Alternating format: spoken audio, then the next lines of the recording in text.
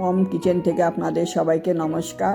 আজকে আমার বাড়িতে কোজাগরী লক্ষ্মী পূজা আর নারায়ণ পূজা হচ্ছে। আমি মা লক্ষ্মীকে নারকেলের নাড়ু, তেলের নাড়ু, খইয়ের উপড়া, চিড়ের মোয়া আর দিচ্ছি পায়েস, লুচি, আলু কপির তরকারি, লাবড়া, 5 রকম ভাজা, শাক, চাটনি, খিচুড়ি আর সুজির হালুয়া বানিয়ে মা লক্ষ্মীকে নিবেদন করছি। মা লক্ষ্মীর পূজার কিছু অংশ আপনাদের শেয়ার করছি। আপনারা ভালো থাকবেন, সুস্থ থাকবেন। ধন্যবাদ।